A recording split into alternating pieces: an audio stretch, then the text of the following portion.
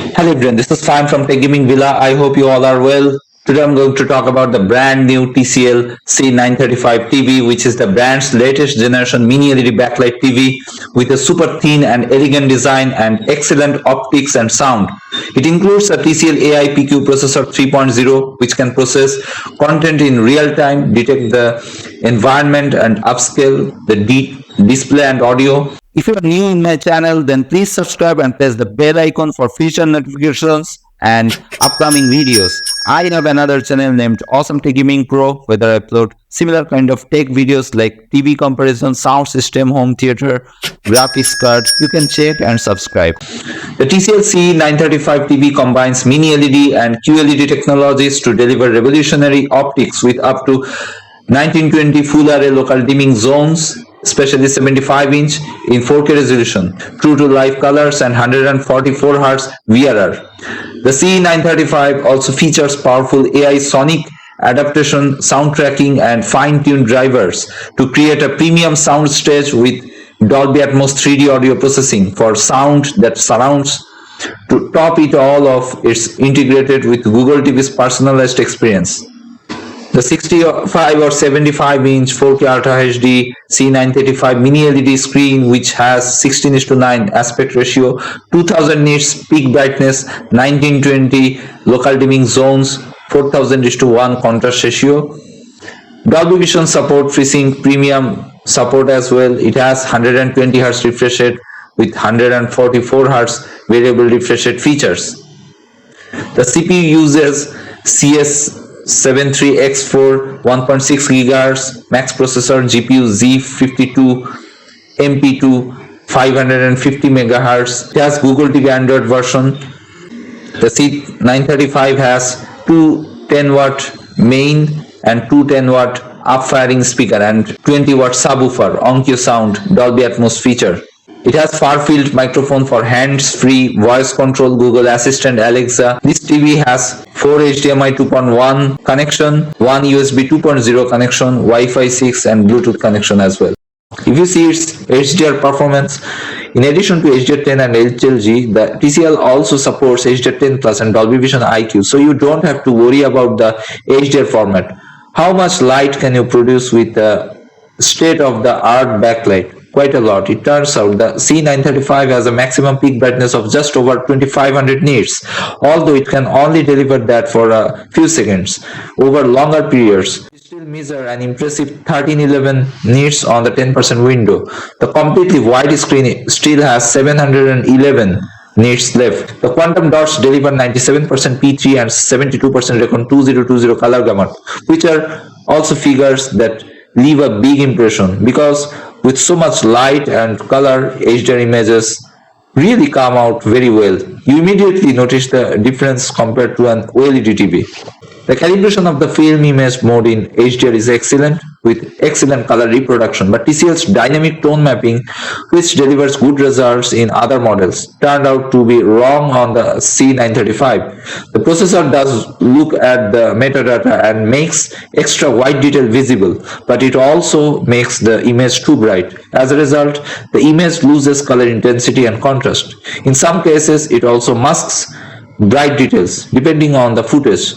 The effect can be very obvious. TCL is aware of this issue and is working on a fix. We absolutely recommend turning off dynamic tone mapping. The TV then actually delivers very good results, which are very close to the reference. Lots of shadow detail is visible. The VA screen has a slightly improved viewing angle, so you still lose some brightness and contrast, but colors are well preserved. Thanks to the large number of zones, you won't be bothered too much by visible zone boundaries, even in a sharp corner. The screen also has excellent anti-glare properties. Gamers get two HDMI 2.1 connections with 48 GB per second bandwidth, ALLM and variable refresh rate, HDMI VRR and AMD FreeSync. The input lag of 15.5 millisecond on 4K 60 Hz and 7.1 millisecond on 2K 120 Hz are excellent. I'm still less satisfied with the game bar and game master function, which currently give a somewhat confused impression of the user interface. Moreover, the HGIG mode is not correct and it provides a much too bright image. It's better to leave it deactivated. The gaming mode, including HGIG and dynamic tone mapping, is undergoing major revisions. The new software is expected in. For its audio solution, TCL relies on on-cue expertise. The 4:10 plus 20 watt solution consists of a forward-facing soundbar below the screen and two upward-firing speakers at the top and the back. A powerful woofer module in the back should provide bass support. It has a lot of bass and the TV creates a good surround effect. Although I'm a bit disappointed with the real Dolby Atmos height effect. In any case, the configuration delivers a lot of volume. With the volume at less than half, it was already almost uncomfortably loud, but the sound clearly suffers. When you turn the volume up too far, you can hear that the speakers are really at their limit and the processor intervenes to prevent worse. For a lot of use, you will not be bothered by that limitation. But if you want real cinema sound, you have to temper expectations a bit. Finally, here too we encountered a software problem. You can exceptionally hear crackling in the audio reproduction, which we noticed especially with some Dolby Atmos tracks. According to TCL, these issues will also be resolved by a firmware upgrade in the spring. So finally, TCL ambition is big and the 65-inch C935 shows that the manufacturer has a lot of potential, but we deliberately use the word potential here because a number of software issues currently prevent the device from achieving the best possible result. Although TCL promised a fix for all these things, a top model should of course appear on the market without these kind of issues. The audio solution is good, but falls just a bit short to provide real cinema sound. With that out of the way, 65-inch TCL C935 is an impressive device. The 1080 dimming zones, excellent VA panel and very accurate control of the LEDs make it possible to show deep black better than the competition except for OLED of course.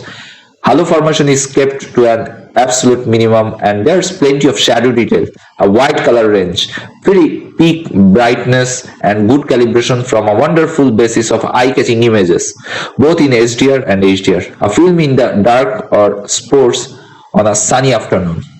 This TCL can do both without any problems. And then there is the price, which is remarkably favorable.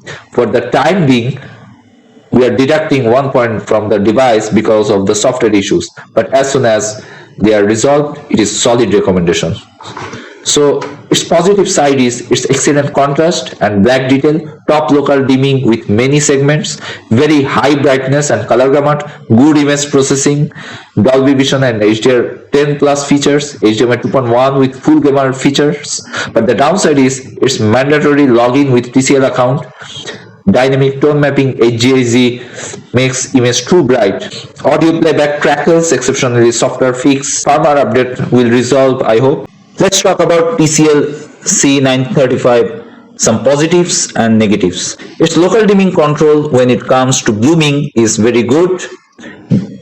Best I have probably ever seen, no trailing or obvious blooming on real content test pattern do show some at off angles.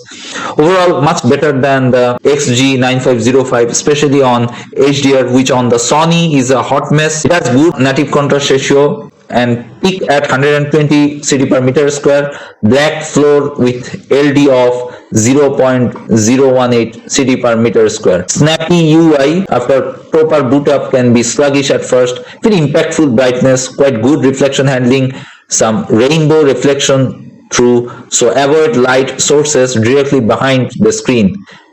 It's better than the XG9505. There is a PWM, but the frequency seems to be pretty high and the amplitude pretty low, so it's fairly easy on the eyes. TCL usually has been using a static 960 Hz, so this might be as well.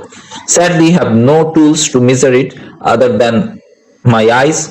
I am very sensitive to PWM and motion stutter, but haven't had any headaches, sore eyes, migraines or other symptoms. This is a huge plus for TCL.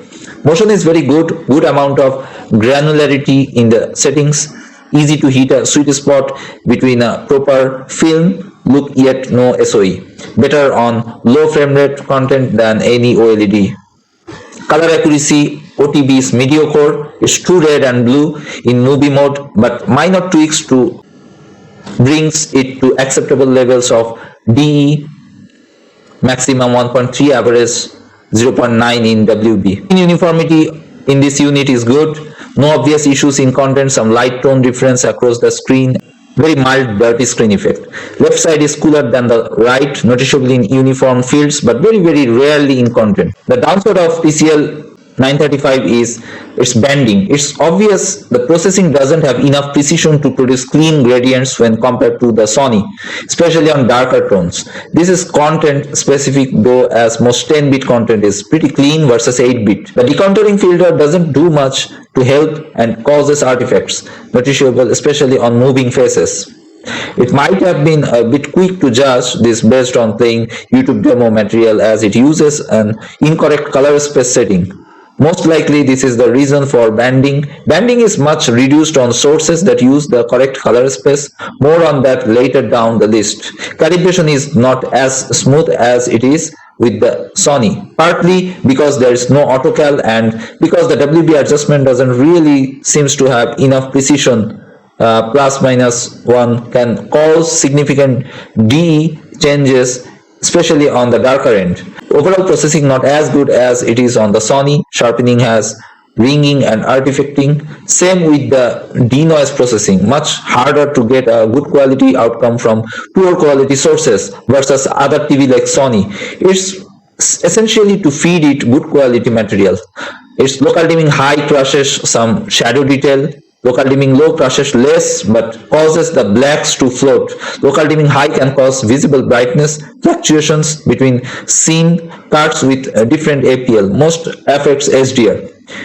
Bugs, mostly this seems to be a problem of setting. Not saving properly, picture adjust enhancement features seems to re-enable randomly, and the ones you do need to be enabled are suddenly disabled. Doing a picture reset and only using the per unit mode seems to help a lot here. Trying to make sense what the apply to all input in PQ settings actually does. What does the TV consider to be an input? I have no idea, as it seems to apply different settings based on the incoming signal versus not an app or physical HDMI input.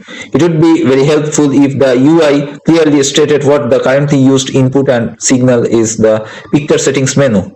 The internal YouTube app apparently uses an incorrect color space and greatly oversaturates HDR content. HDR looks correct to Recon 2020 for the errors not be visible. There is no way to force a particular color space, so you could manually fix the issue. Kodi sometimes initially starts playing in the wrong color space, but if you go into the color space setting and switch it between auto, native and back to auto, it will snap into the correct color space. This is HDR. HDR might perform differently. You can use an alternative YouTube app called Smart Tube Next that correctly auto detects the color space.